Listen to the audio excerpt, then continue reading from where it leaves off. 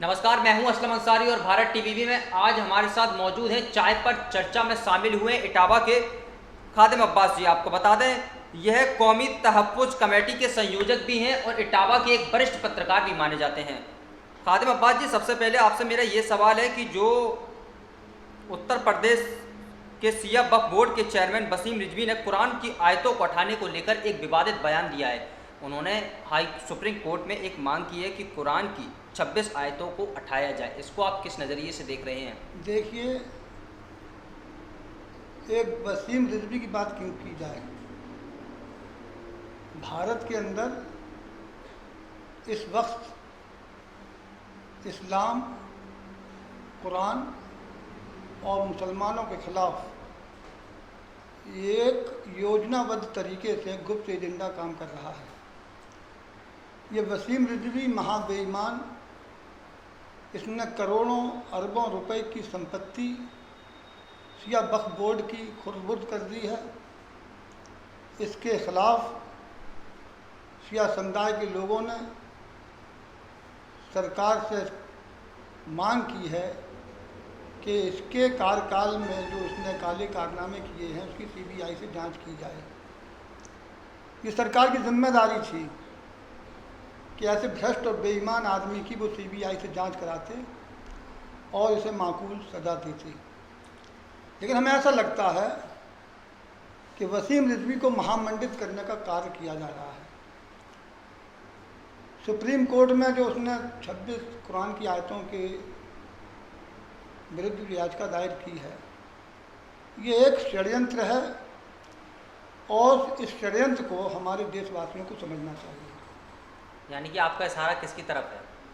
हमारा इशारा ठीक उन भगवा एजेंडे को चलाने वाले लोगों के ऊपर है जो देश के अमन शांति के लिए खतरा बने हुए हैं। वो नफरत और घृणा की राजनीति करके इस देश की सत्ता पर कैसे काबिज रहें, इसके लिए वो नाना प्रकार के हथकंडे अपनाते हैं। जहाँ तक इस्लाम की बात है, इस्लाम का शाब्दिक अर्थ है शांति, अमन। और इस कुरान की बात वसीम रिजवी साहब कर रहे हैं। साहब हमको इसलिए बोल रहे हैं कि वजह मलाऊन हो, शैतानी बच्चा है। और ऐसे एक नहीं अरबों करोड़ों लोग मिल जाएं कुरान के ऊपर, इन नालायक लोगों का किसी हरवे का असर पड़ने वाला नहीं। लेकिन सुप्रीम कोर्ट का तो दरवाज़ा खटखटाया। आपको क्या लगता है सुप्रीम कोर्ट से ने क्या कुछ? भाई, सुप्रीम कोर्ट हमारी सर्वोच्च न्यायालय है, न्यायपालिका है। वहाँ कोई भी अपनी बात कह सकता है। हमारा देश लोकतांत्रिक देश है। जमहूरी निज़ाम से हमारी सरकारें बनती हैं, बिगड़ती हैं।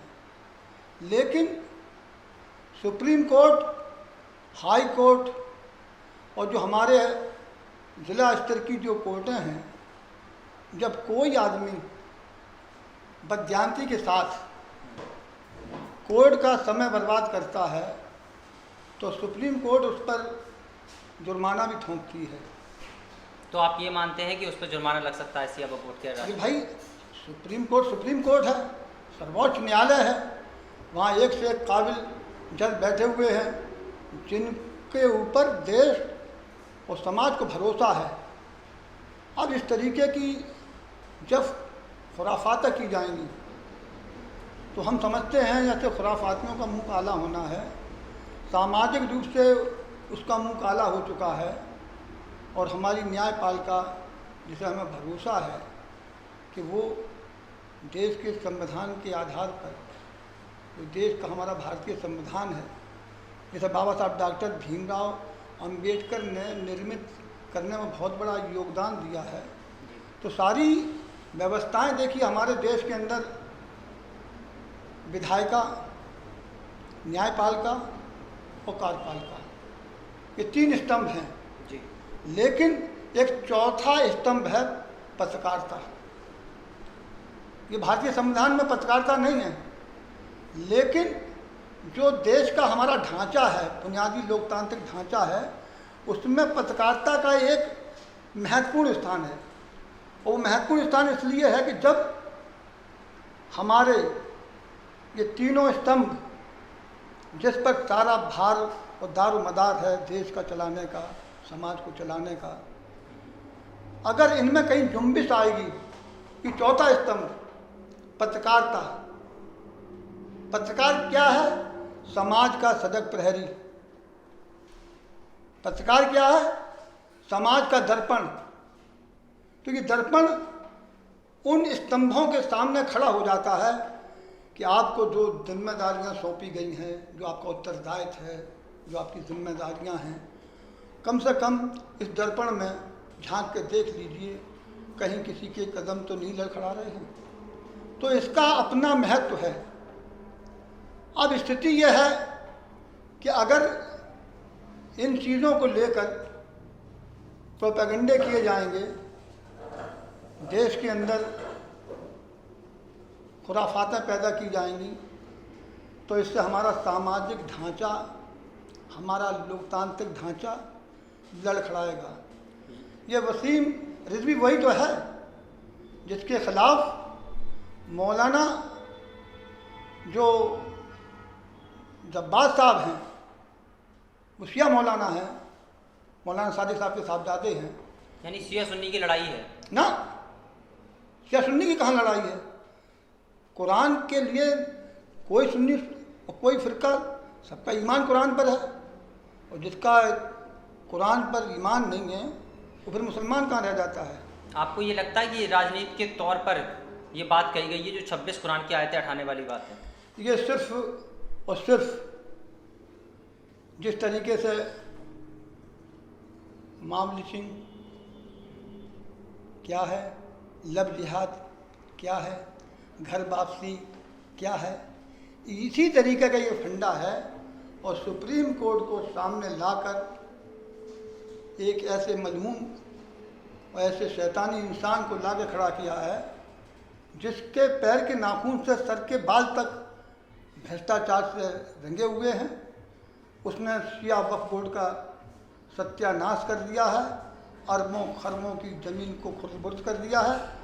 सरकार उसके खिलाफ कार्रवाई क्यों नहीं करती? जब शिया समुदाय जो है, हम तो सुन्नी समुदाय से संबंध रखते हैं और शिया सुन्नी में हम कोई फ़र्क नहीं मान के चलते हैं, लेकिन इस ने जो खुराफात हिमाकत की है, देश और दुनिया उसके इस फेल के खिलाफ उसके ऊपर लानत भेज रही है। पूरा भारत में विरोध प्रदर्शन हो रहा है लगातार ही। आपको बता दें, जिला बार एसोसिएशन के पूर्व अध्यक्ष अमरुल हसन जैदी ने वसीम रिजवी का सर काटने वाले को 11 लाख रुपए की इनाम की घोषणा की है। क्या है ये? देखिए, ऐसा है कि ये जज्बात में जिनके दिल को ठेस पहुंचती है, उस एतबार से उन्होंने ये बात कही। अरे भाई, उस ऐसे इंसान तो थूकने लायक है, उसके लिए 11 लाख क्या? के झूठे बेर खाए, केवट की कृतज्ञता प्रकट की, अपनी पत्नी सीता का जो अग्नि परीक्षा हुई है, तो राम की मर्यादाओं से वो पुरुषोत्तम राम, मर्यादा पुरुषोत्तम राम हो गए। तो हमने कहा नहीं कि इस्लाम तो किसी भी मज़हब के ईस्ट को, और हमारे यहाँ तो आया है लकुम दीन कुम वलिय दीन, तुम्हें तुम्हारा दीन मुबारक हो, हमें हमारा दीन मुबारक हो। हमारा कुरान सबकी इज्जत करना हमको सिखाता है, एहतराम करना सिखाता है। और पैगम्बर रसूल जिन पर कुरान अवतरित हुआ है, उन्होंने तो ये कहा कि अगर पड़ोसी के घर से धुआं ना उठे तो लुकमा हराम। मुसलमान के घर से नहीं कहा, पड़ोसी। वो पड़ोसी मुसलमान भी हो सकता है, वो पड़ोसी सिख भी हो सकता है, वो ईसाई भी हो सकता है, वो बौद्ध भी हो सकता है, वो जैन भी हो सकता है, किसी भी धर्म का मानने वाला हो सकता है, ईसाई हो सकता है। तो पड़ोसी, तो पैगम्बर इस्लाम ने जो दर्श दिया है, उनका फरमान है कि अगर ईश्वर ने तुम्हें शक्ति प्रदान की है, अल्लाह ने तुम्हें ताकत दी है, तो बुराई को हाथ से रोको। ये अल्लाह के रसूल का फरमान है। और अगर तुम्हें ये ताकत नहीं हासिल है तो बुराई को अपनी ज़बान से दिव्या से रोको। कौन कह रहे हैं? पैगंबर इस्लाम, जिन पर कुरान अवतरित हुआ है। और तीसरी बात ये कह रहे हैं, उनका फरमान है कि अगर तुम ताकत से बुराई को ना रोक सको, जिब्या से ना रोक सको, तो बुराई को मन में बुरा जानो। ये ईमान का सबसे कमज़ोर दर्जा है। और बुराई में सारे जहाँ की बुराई, कोई एक बुराई नहीं होती है। बुराई का मतलब सागर से भरी हुई जो बुराई है, उसका आप अपनी सामर्थ्य बस उसका विरोध करें। और जब बुराई दूर होगी तो समाज में शांति आ गई, खुशहाली आ गई, भाईचारा आएगा।